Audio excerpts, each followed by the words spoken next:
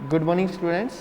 चलिए बात करेंगे हम आज जो आपका एंटो का कोर्स चल रहा था, एंटो 311, ठीक है, paste of field crops and store grain and there management. उसके अंदर हमने बहुत सारे पेस्ट पढ़े। तो ये 21 लेक्चर है, इससे पहले के 20 लेक्चर हो गए। अगर किसी स्टूडेंट को नहीं मिल रहे अभी भी तो वो कॉलेज में कॉन्टेक्ट करके देख लें। तो आज हम जो पढ़ने वाले हैं वो है ऑयल सीड क्रॉप्स के पेस्ट। अब ऑयल सीड क्रॉप में बात करें तो क्या क्या आएगा, आपका मेन जो है वो है मस्टर्ड, ठीक है, सरसों। अब सरसों के जो पेस्ट है वो आपके सिलेबस में 3 पेस्ट है, एक एक करके पढ़ेंगे। आज हम पढ़ने वाले हैं एक पेस्ट को। अब तक हमने क्या पढ़ा है, जितने भी पेस्ट पढ़े हैं उनके अंदर एक फिक्स होता है कि सबसे पहले क्या होगा, एग लेइंग होगी, एग लेइंग के बाद फिर उससे निम्फ निकलेगा या फिर लार्वा निकलेगा, फिर प्यूपा एडल्ट, है ना। लेकिन इस केस में आज हम पढ़ने वाले हैं जो पेस्ट, उसका मैं आपको बता देता हूँ। आज हम पढ़ने वाले हैं मस्टर्ड एफिड, ठीक है।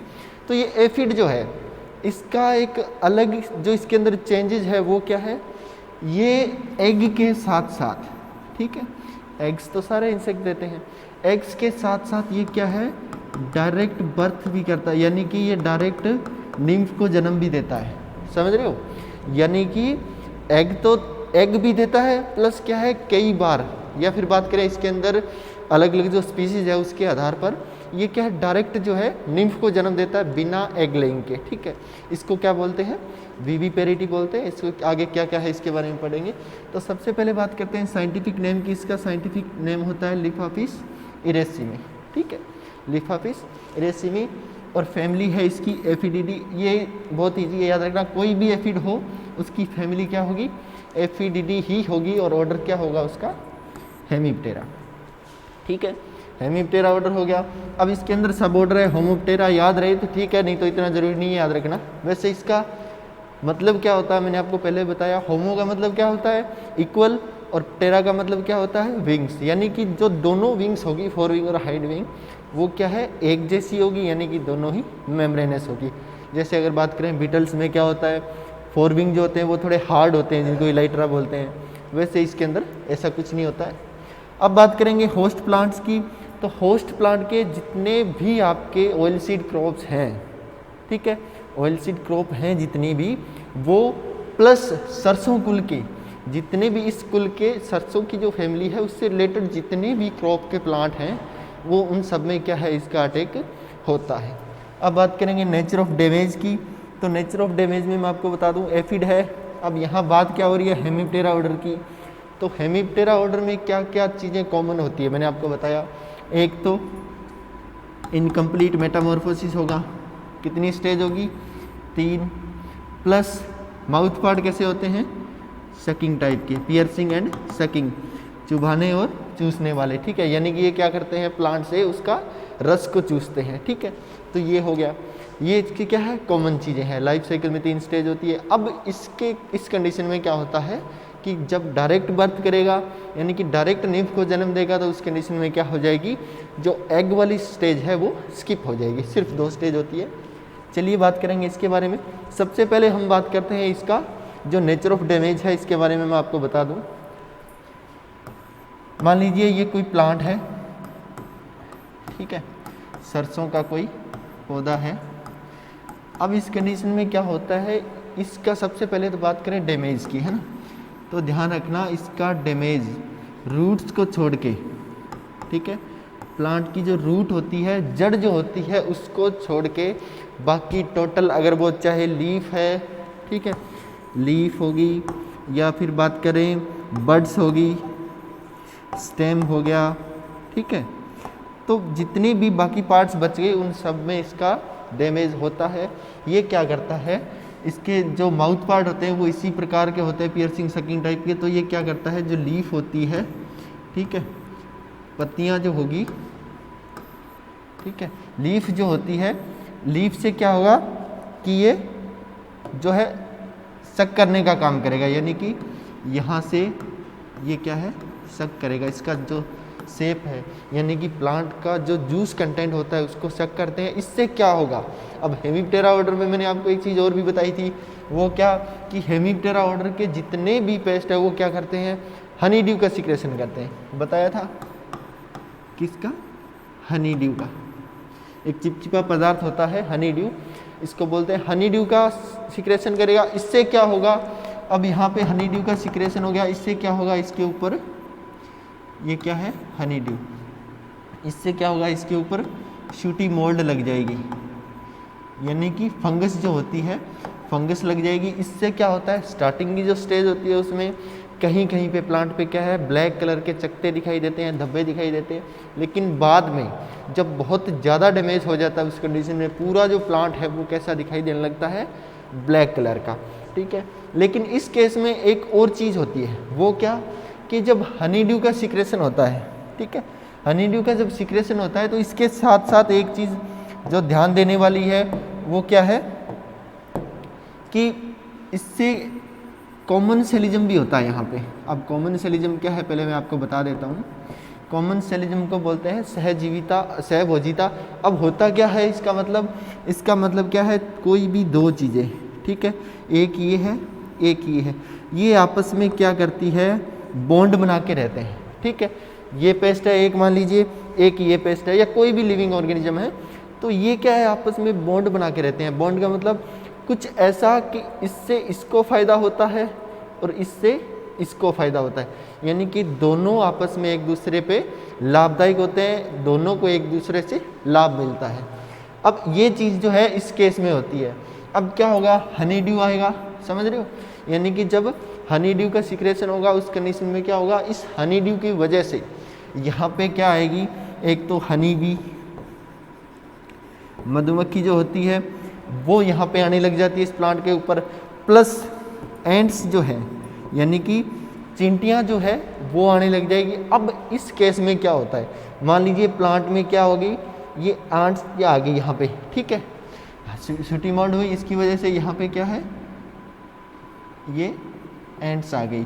इस कंडीशन में क्या होगा फिर, इनकी वजह से, अब ये जो एंड्स है इनकी वजह से क्या होगा, बाकी जो प्रीडेटर है यानी कि ऐसे नेचुरल एनिमी जो होते हैं, प्राकृतिक शत्रु जो एफिड को खाते हैं, वो नहीं आते। एंड्स की वजह से क्या होगा, वो नेचुरल जो है पेस्ट जो भी है, जो इंसेक्ट है नेचुरल जो इनको खाने का काम करते हैं, पेस्ट को अपने लिए फ़ायदेमंद होते हैं, वो यहाँ पे नहीं आते हैं एंड्स की वजह से। अब यहाँ पे क्या होगा, इसको तो ये फ़ायदा हो रहा है, एफिड को क्या फ़ायदा हो रहा है, एफिड को ये फ़ायदा हो रहा है कि उसका बचाव हो रहा है, किससे, नेचुरल एनिमी से। ठीक है, ये क्या है, मान लीजिए आप एफिड है, ठीक है, और ये क्या है, एंड्स हैं। ठीक है, अब क्या होगा, इसको क्या फ़ायदा हो रहा है कि इस पे जब एंड्स आ गई प्लांट पे, तो इससे क्या होगा कि जो नेचुरल एनिमीज जो है, नेचुरल एनिमीज जो हैं, अब उनका नुकसान नहीं होता। ठीक है, नेचुरल एनिमीज से इनको सुरक्षा मिलती है, यानी इनको वो फीड नहीं कर पाते हैं। अब एंड्स की जो है, एंड्स को क्या फ़ायदा होगा कि एंड्स के लिए ये क्या करते हैं, भोजन बनाने का काम करते हैं। जो हनी ड्यू का सिक्रेशन ये करते हैं तो वो क्या है, इनको फीड के रूप में यूज़ करते हैं। तो समझ गए ये क्या मतलब इसका, कि कॉमन सेलिज्म भी यहाँ पे पाया जाता है। तो ये हो गया, नॉर्मल सी बात है, जड़ को छोड़ के सभी हिस्सों में क्या है, नुकसान पहुँच जाएगा। प्लस क्या होगा कि रूट वाला ये तो मैंने आपको बता दिया। अब क्या होगा कि शूटी मोल्ड लग गई, पूरा प्लांट ब्लैक कलर का हो गया, तो इससे एक तो मैंने आपको बताया कॉमन सेलिज्म यानी कि एंड्स वगैरह का अटैक होगा, उससे क्या है, तो नेचुरल एनिमीज जो है वो नहीं आएंगे। प्लस क्या होगा, जो अगर बात करें प्रकाश संश्लेषण की जो क्रिया है फोटोसिंथेसिस की, वो भी प्रभावित होती है, क्योंकि लीफ है, लीफ के ऊपर अगर ये पूरी कवर होगी, मान लीजिए अगर ये पूरी कवर होगी, तो इससे क्या होगा, डायरेक्ट जो सनलाइट है उस वो लीफ पे नहीं आ पाती। इससे क्या होगा कि प्रकाश संश्लेषण की जो दर है वो कम हो जाती है, पौधे भोजन कम बनाते हैं। ज़्यादा डैमेज होने पे क्या होता है, ज़्यादा अगर डैमेज हो जाता है उस कंडीशन में पूरा का पूरा प्लांट जो है वो ख़त्म हो जाता है। स्टार्टिंग में क्या होगा, येलोइंग होती है, पहले येलोइंग होगी, फिर क्या होगी, प्लांट की जो ग्रोथ है वो स्टंटेड हो जाती है, यानी कि छोटी रह जाती है। ठीक है, स्टंटेड ग्रोथ होगी, येलोइंग हो गया। प्लस क्या है, यील्ड की अगर बात करें तो उपज में बहुत भारी गिरावट आती है, उपज बहुत कम होती है। प्लस जो ऑयल परसेंटेज है, क्योंकि ऑयल सीड क्रॉप है तो हमारा मेन मकसद क्या है, इससे ऑयल प्राप्त करना, तो ऑयल जो परसेंटेज है उसमें गिरावट आती है, कमी आती है। चलिए देखते हैं।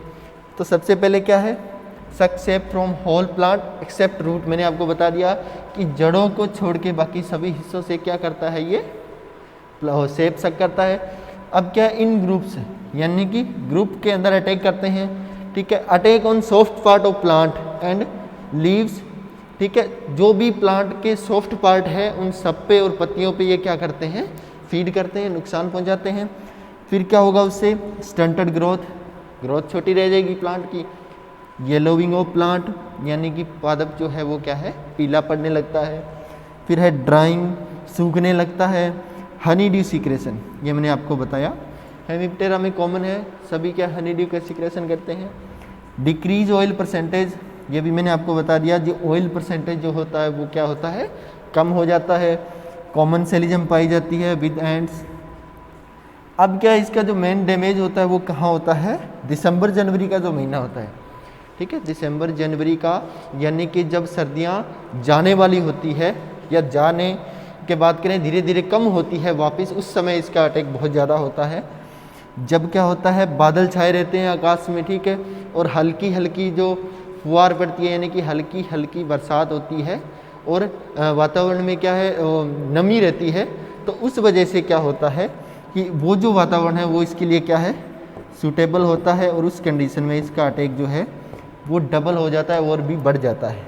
व्हेन लो प्रेसिपिटेशन यानी कि जब हल्की बारिश होती है, 50% तक लॉस देखा गया है इससे, ठीक है। तो ये हो गया इसका नेचर ऑफ डैमेज। अब बात करते हैं इसके लाइफ साइकिल की। तो नॉर्मली अगर बात करें सब में कॉमन लाइफ साइकिल होता है एक जैसा, कुछ पेस्ट में अलग होता है। इसमें क्या होता है, जो प्लेन रीजन है और जो माउंटेन रीजन है यानी कि जो मैदानी भाग है और जो पहाड़ी भाग है यानी कि पहाड़ वाला क्षेत्र है, वहाँ पे क्या है, इसका अलग अलग लाइफ साइकिल पाया जाता है। अब अलग अलग का मतलब क्या है कि जो मैदानी भाग है वहाँ पे क्या होगा कि इसके लाइफ साइकिल में सिर्फ 2 स्टेज होती है, ठीक है।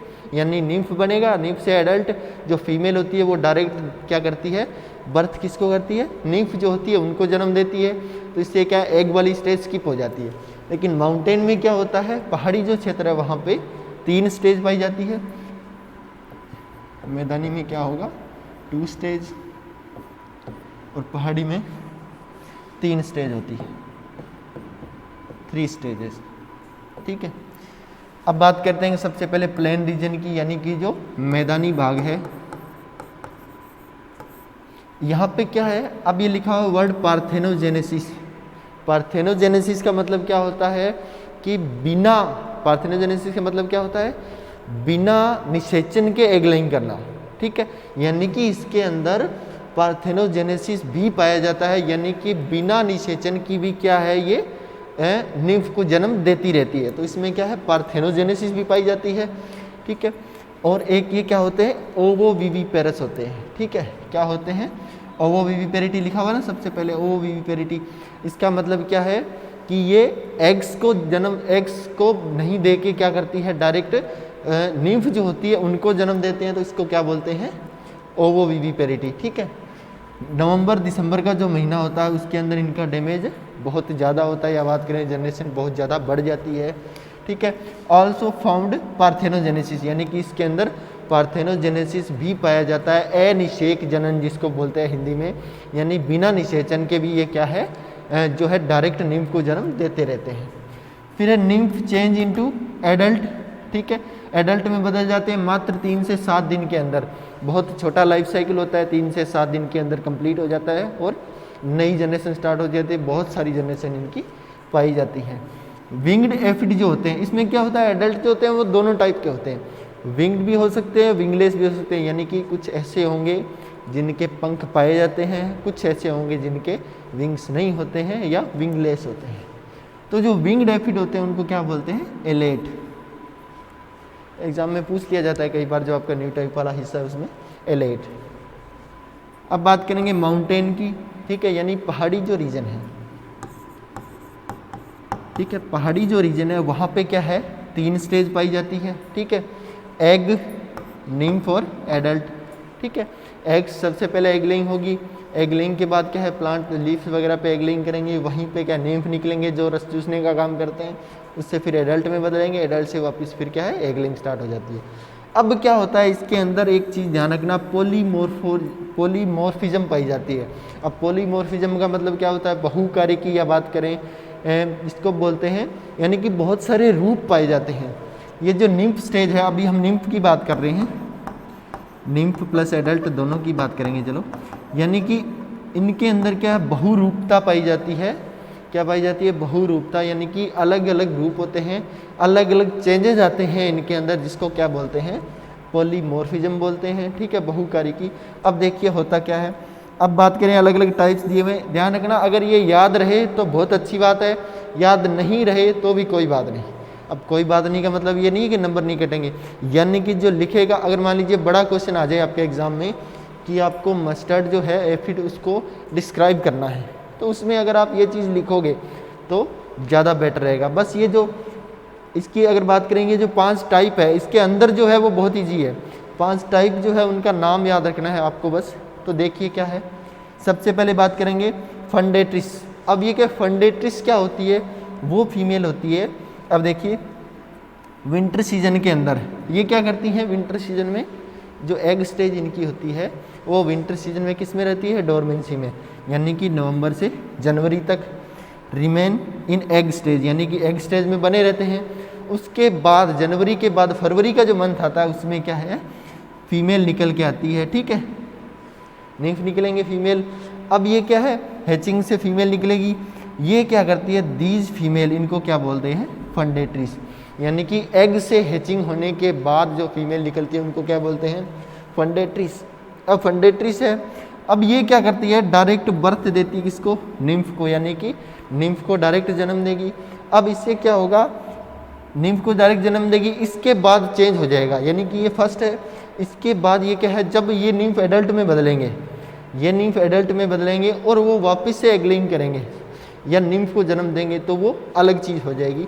अभी आपको ये ध्यान रखना है कि फंडेट्रीज में क्या होगा, विंटर सीजन में ये क्या रहती है डोरमेंसी में रहती है एग में, फिर एग से हैच आउट होकर फीमेल निकलेगी, ये फीमेल क्या कहलाती है फंडेट्रीज, और ये डायरेक्ट निम्फ को जन्म देती है। इसकी एक जनरेशन ही पाई जाती है होस्ट के ऊपर। ठीक है, प्राइमरी होस्ट होता है, प्राइमरी होस्ट के ऊपर एक जनरेशन होती है। ठीक है, अब देखिए बात करते हैं सेकंड टाइप की। ठीक है, सेकंड है फंडेट्री जीन। अब ध्यान रखना थोड़ा सा डिफरेंस है, फंडेट्री जीन था और ये क्या है फंडेट्रिस है। ठीक है, तो फंडेट्री जीन में क्या होता है, फंडेट्री जीन जो है इसमें जो फंडेट्रिसिस फीमेल होती है, ठीक है, अभी जो हमने पढ़ा, ये फीमेल क्या करती है, ये चेंज, अभी मैंने आपको बताया कि वहाँ पे फंडेट्रीज जो फीमेल निकलती है एग से उनको क्या बोलते हैं फंडेट्रिस फीमेल। अब ये क्या करती है कन्वर्ट हो जाती है किसमें, विंगलेस फीमेल में, यानी कि इनके पंख जो है वो झड़ जाते हैं और ये क्या हो जाती है विंगलेस। तो ये विंगलेस फीमेल में बदलती है 1 महीने के अंदर अंदर। ठीक है, विद इन ए मंथ। और इसके बाद ये क्या है वापिस से जन्म देती है निम्फ को बाय पार्थेनोजेनेसिस, यानी कि अनिषेक जनन से, बिना निषेचन के ये क्या करते हैं आगे निम्फ को जन्म देते हैं।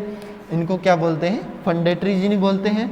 और इनकी 3 जनरेशन पाई जाती है प्राइमरी होस्ट के ऊपर। अब यहाँ 2 चीज़ आएगी, एक प्राइमरी होस्ट एक सेकेंडरी होस्ट। तो प्राइमरी होस्ट अपना जो होगा वो क्या रहेगा सरसों, यानी कि मस्टर्ड जो है वो क्या है प्राइमरी होस्ट है। सेकेंडरी होस्ट क्या रहेगा, वो कोई भी ऑयल सीड क्रॉप हो सकती है या सेम फैमिली की। तो क्या होता है जब सरसों नहीं है फील्ड के अंदर, उस कंडीशन में वो क्या है सेकेंडरी होस्ट जो होता है उसके ऊपर डिपेंडेंट रहते हैं। ये हो गया। अब इसके बाद बात करेंगे माइग्रेंट्स की। ठीक है, माइग्रेंट्स की third.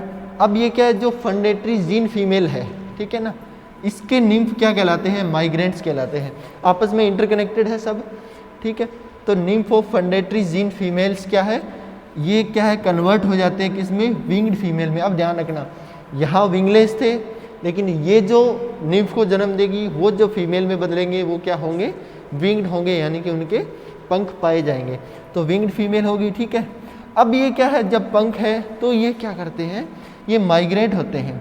Now these are migrate. Migrate का मतलब क्या होता है, यानी कि ये दूसरे स्थान पे चले जाते हैं। क्या होगा मान लीजिए आपने क्रॉप हार्वेस्ट कर ली सरसों की, उस कंडीशन में ये माइग्रेंट्स जो होते हैं ये वहाँ से दूसरे किसी नज़दीकी फील्ड जो होगा वहाँ पे चले जाएंगे, ठीक है। Migrants from warm region to cold region, क्योंकि यहाँ पे क्या होगा, गर्मी होने लग जाएगी, फरवरी के बाद धीरे धीरे गर्मी आएगी, तो ये यहाँ से क्या है, कोल्ड रीजन वाला जो फसलें होंगी वहाँ पे चले जाएंगे और कंप्लीट करते हैं अपना लाइफ साइकिल किसके ऊपर, सेकेंडरी होस्ट के ऊपर, ठीक है। समझ में आ गया। यानी कि फंडेटरी जीन जो फीमेल्स होगी ये जो निम्फ जो पैदा करेगी वो निम्फ क्या है, विंग्ड फीमेल में बदलते हैं और दूसरे स्थान पे चले जाते हैं किसी और रीजन में, जिसको क्या बोलते हैं, माइग्रेंट्स। माइग्रेशन सुना होगा आपने ना, माइग्रेशन सर्टिफिकेट जो होता है वो किस लिए होता है, बदलने के लिए, यानी कि आपको एक जगह से दूसरी जगह जाना है तो उसकी आवश्यकता पड़ती है किसी दूसरे कॉलेज में। वैसे ही क्या है, ये वही वर्ड है माइग्रेट, तो ये क्या माइग्रेट हो जाते हैं एक स्थान से दूसरे स्थान पे। फिर है एलिनोकोली, ठीक है। अब ये एलिनोकोली फीमेल्स क्या होती है, इनके जो माइग्रेंट्स है, माइग्रेंट्स जो है फीमेल जो है ये जब जन्म देती है निम्फ को, ठीक है, ये भी किससे देगी, पार्थेनोजेनेसिस से, ठीक है। अब ये चीज़ किस पे हो रही है, सेकेंडरी होस्ट पे।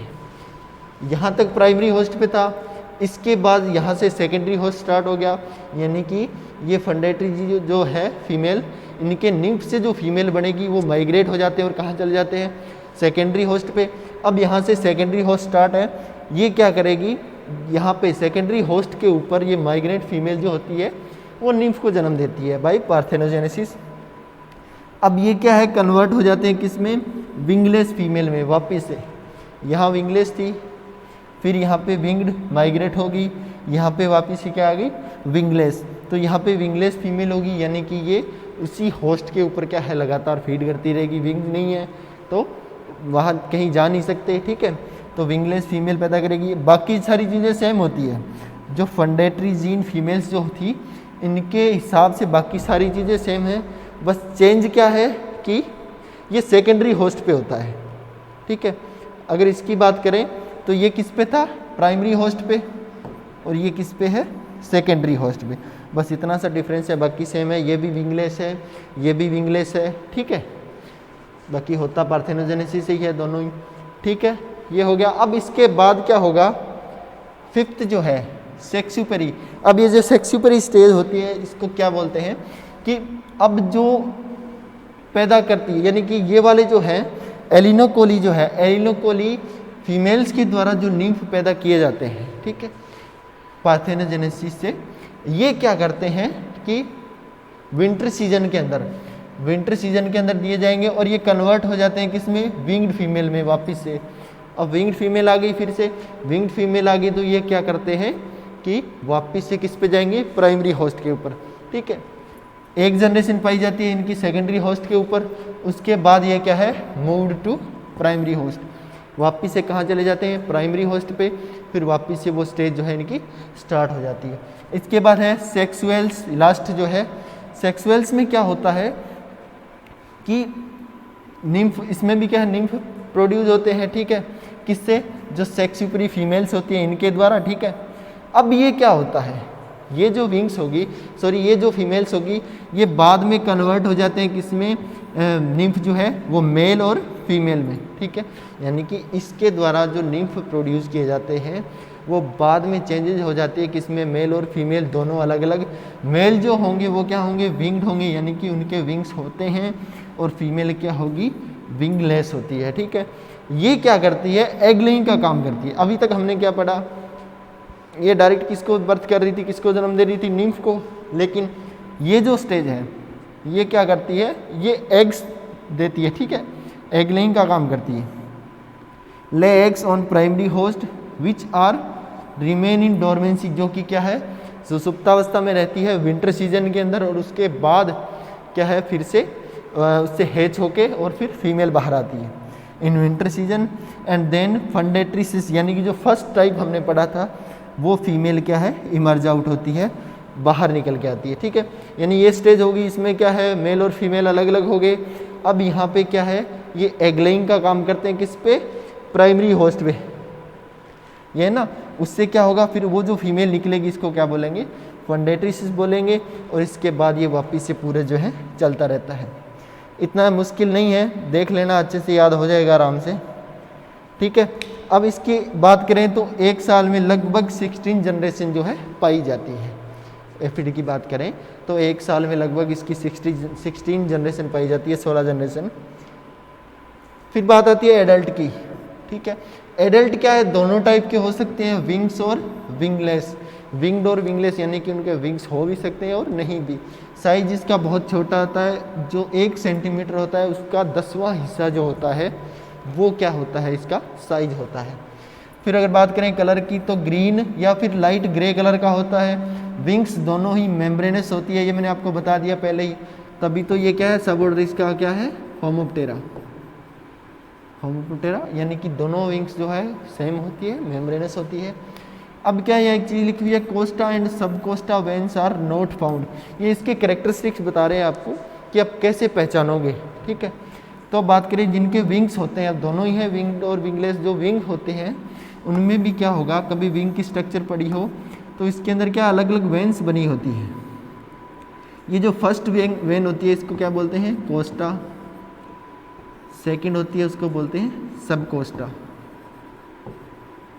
ठीक है। फिर बाद में अलग अलग होती है, मीडियन रीजन होता है, ठीक है। फिर यहाँ पे एनल रीजन होता है, रेडियस होता है। इतना नहीं ध्यान रखना है आपको कि कोस्टा और सब कोस्टा जो होते हैं वो एब्सेंट होते हैं। ये वाली जो वेन्स है इसके अंदर नहीं पाई जाती है, ठीक है। नोज, इसका जो एब्डोमेन होता है वो क्या है, 9 सेगमेंटेड होता है। यानी कि अगर बात करें एब्डोमेन की, जो उदर वाला एब्डोमेन किसको बोलते हैं, उदर को। हेड, थोरैक्स एंड एब्डोमेन में 3 भागों में बटा होता है ना, जैसे सिर, वक्ष और उदर। तो उदर का इसका क्या है, वो 9 खंडों में डिवाइडेड होता है, ठीक है। 9 खंडों में डिवाइडेड होता है और प्रत्येक जो खंड होता है उसके अंदर क्या होता है, वैक्स ग्लैंड्स पाई जाती है, यानी कि मोम ग्रंथियां पाई जाती है प्रत्येक जो है सेगमेंट उसके अंदर, ठीक है। Contain wax gland in every segment. Every segment में क्या होता है, हर एक सेगमेंट जो है उसके अंदर वैक्स ग्लैंड्स पाई जाती है। और जो लास्ट वाला हिस्सा जो होता है, ठीक है, जहाँ पे एक्सक्रीटरी पोर रहता है, जो एक्सक्रीटरी पोर रहता है, लास्ट वाला जो हिस्सा होता है, यहाँ से क्या है, जो हनीड्यू का सिक्रेशन होता है वो होता है, ठीक है। तो ये हो गया एडल्ट की पहचान, ठीक है। अब बात करेंगे इसके लाइफ साइकिल के। तो टाइम है सिर्फ, और तो कुछ नहीं है। यहाँ पे क्या है, 2 स्टेज है, यानी कि निम्फ होगा और निम्फ से फिर क्या बनेगा, जो एडल्ट बनेगा, और एडल्ट से वापस से निम्फ को डायरेक्ट ये जन्म देते हैं। तो ये 1 दिन की स्टेज होती है। इसके बाद ये होती है 3 से 7 दिन की, और 4 से 8 दिन के अंदर पूरा लाइफ साइकिल जो है इसका वो कंप्लीट हो जाता है। मैनी जनरेशन इन ईयर, बहुत सारी जनरेशन पाई जाती है, अभी बताया मैंने आपको 16 जनरेशन।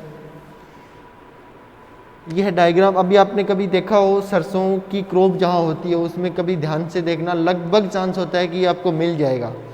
इस प्रकार से यह तो बहुत ज़्यादा डैमेज होने के बाद है। पूरा जो प्लांट है, आप देखिए यहाँ पे ये जो पूरा जो है तना, इसको इन्होंने कवर कर रखी है, जो शाखा है अच्छे से इस प्रकार के होंगे दिखने में, आपको लाइट ग्रीन या फिर लाइट ग्रे कलर के नज़र आते हैं। और अब ये दिख रहा है यहाँ पे, ये क्या थोड़ा थोड़ा ब्लैकनिंग भी हो रही है, यानी कि सूटी मोल्ड का अटैक भी हो रहा है। तो इस प्रकार देखने को मिलेगा। अभी आप देख भी लेना, अगर सरसों की फसल हो उस समय, तो ये आपको आसानी से दिख भी जाएंगे।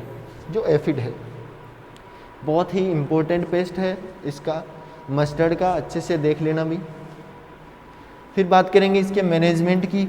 अब मैनेजमेंट की बात करेंगे तो सबसे पहले जो मेन इंपॉर्टेंट चीज़ है वो क्या है, अब आपको पता है इसकी कहानी क्या है, कि अगर ये अर्ली स्टेज में अटैक हो जाए इसका, ठीक है, क्रॉप के अर्ली स्टेज में अगर अटैक हो जाए तो पूरी की पूरी फसल जो है उसको ख़राब होने के चांस रहते हैं। तो इस कंडीशन में हम क्या करते हैं कि इसकी टाइमली सोइंग कर देते हैं, ठीक है। क्या करते हैं, टाइमली सोइंग कर देते हैं। और ध्यान रखते हैं कि शॉर्ट ड्यूरेशन की वैरायटी लगाते हैं। शॉर्ट ड्यूरेशन की क्यों, यानी कहने का मतलब कि जो जल्दी पक जाए, जल्दी पक जाएगी तो इनको लाइफ साइकिल चलाने के लिए जो टाइम मिलता है वो बहुत कम मिलेगा। एक तो हम अर्ली सोइंग कर देंगे, ठीक है, तो वैसे ही जब तक इनका अटैक होगा तो क्रॉप प्लांट जो वो कुछ हाइट तक बढ़ जाते हैं, यानी कि सहन करने लायक हो जाते हैं, ठीक है। उसके बाद अगर शॉर्ट ड्यूरेशन की है तो वो जल्दी जल्दी पक भी जाएगी, तो इससे क्या है, लॉस कम किया जा सकता है। फिर बात करें रेजिस्टेंट वैरायटी भी लगा सकते हैं AGH4 टाइप 101, इसके अलावा और भी बहुत सारी वैरायटियाँ हैं आजकल तो नई नई। फिर येलो स्टिकी ट्रैप भी यूज़ करते हैं। येलो स्टिकी ट्रैप क्या होता है, पीले रंग का एक ट्रैप होता है, कार्ड होता है, ठीक है, कोई भी शेप में हो सकता है। येलो कलर का एक कार्ड होता है जिस पे क्या है कुछ गम लाइक लगा रहता है। अब ये क्या करते हैं, ये येलो कलर पे अट्रैक्ट होते हैं, तो ये जैसे इस कार्ड के पास आएंगे तो यहाँ पे क्या हो जाएंगे, ये चिपक जाएंगे इसके ऊपर। तो ये क्या स्टिकी ट्रैप इसीलिए बोलते हैं इसको। कभी देख लेना आप सरसों की फसल में जहाँ पे एफिड का अटैक हो रहा हो उस जगह आप कभी जाना, येलो कलर की टी शर्ट पहन के आप देखना कि आपकी जो टी शर्ट है उसके ऊपर बहुत सारे जो है एफिड आपको मिल जाएंगे, यानी कि आपकी टी शर्ट की तरफ वो अट्रैक्ट होंगे क्योंकि ये येलो कलर की तरफ अट्रैक्ट होते हैं। फिर बात करेंगे कुछ केमिकल्स की, तो सबसे पहले डस्ट की बात करेंगे। कुछ डस्ट है जिनको हम क्या करते हैं फसल के ऊपर बुरकाते हैं इनको कंट्रोल करने के लिए। तो फर्स्ट है मेलाथियन 5%, 25 किलोग्राम मात्रा प्रति हेक्टेयर के हिसाब से, या फिर कार्बेरिल की 10% और जो फेनिट्रोथियन है उसकी 5%। तो इनको क्या है 25-25 और 20 किलोग्राम इनकी जो मात्रा, इनमें से किसी एक को फसल के ऊपर क्या जब अटैक हो रहा होता है उस समय क्या करते हैं हम इनका बुरकाव करते हैं फसल के ऊपर। फिर बात करेंगे स्प्रे की कुछ केमिकल के। तो ये कुछ केमिकल है जिनको हम क्या है निश्चित क्वांटिटी ऑफ वाटर के अंदर मिला के हम क्या करते हैं स्प्रे करते हैं फील्ड के अंदर।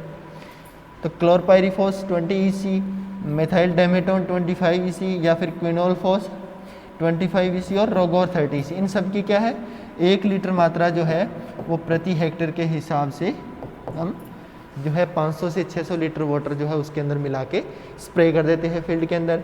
या फिर मेलाथियन 50 EC है तो इसकी 2.5 लीटर मात्रा जो है वो काम में ली जाती है। अब कुछ क्या है इसके ऊपर नेचुरल एनिमीज रहते हैं। जैसे फर्स्ट बात करें तो कोक्सिनेला, ये बहुत इंपॉर्टेंट है। कोक्सिनेला इसकी अलग अलग स्पीसीज होती है, एक स्पीसीज होती है कोक्सिनेला सेप्टम पंक्टाटा। कोक्सिनेला सेप्टम पंक्टाटा, ये आपने देखा हुआ भी होगा, अभी मैं आपको बता देता हूँ कि आपने कभी क्रॉप में आप जब भी फील्ड में गए हो आपने इस टाइप का एक पेस्ट देखा होगा, इस प्रकार रहता है। और यहाँ पे क्या है अलग अलग क्या है इसके धब्बे बने रहते हैं, ऐसे 7 स्पॉट होंगे, 7 धब्बे बने होंगे, कभी भी ध्यान से देख लेना। इस प्रकार का पेस्ट आपने देखा होगा, ठीक है। इसको क्या बोलते हैं ladybird beetle. Common name क्या है इसका लेडी बर्ड बीटल, ठीक है। तो ये लेडी बर्ड बीटल जो है इसी का साइंटिफिक नेम है कोक्सिनेला सेप्टम पंक्टाटा। सेप्टम का मतलब क्या होता है 7, और इसके बॉडी के ऊपर क्या है 7 स्पॉट बने होंगे, रेड कलर का होगा, आसानी से रेड ब्लैक का आपको दिख जाएगा ये फील्ड के ऊपर, ठीक है। तो ये क्या है ये प्रीडेटर का काम करता है, ये क्या है प्रीडेटर है, प्रीडेटर का काम करता है, या फिर क्राइसोपा स्पीसीज है, ये दोनों ही क्या है प्रीडेटर हैं, यानी कि ये एफिड को डायरेक्ट खा जाते हैं, उसको फीड करते हैं। लेकिन अभी मैंने आपको एक चीज़ बताई थी कॉमन सेलिज्म, तो कॉमन सेलिज्म की वजह से क्या है जब एंट्स का अटैक होता है तो ये उस समय क्या है उनको फीड नहीं कर पाते और उनको क्या है इसका फ़ायदा होता है फीड को, ठीक है। ये हो गया आपका जो आज का पेज था एफिड, मस्टर्ड एफिड। इंपॉर्टेंट है, पढ़ लेना भी अच्छे से, टाइप्स याद रह जाए तो बहुत अच्छी बात है, क्योंकि अगर बड़ा क्वेश्चन आ गया तो इसमें लिखोगे क्या, ठीक है। तो अच्छे से पढ़ लेना भी इसको। बाकी इसका नेक्स्ट जो पेस्ट है आपके 3 पेस्ट है इसमें मस्टर्ड के, नेक्स्ट जो है वो हम नेक्स्ट क्लास में बात करेंगे। ओके, धन्यवाद।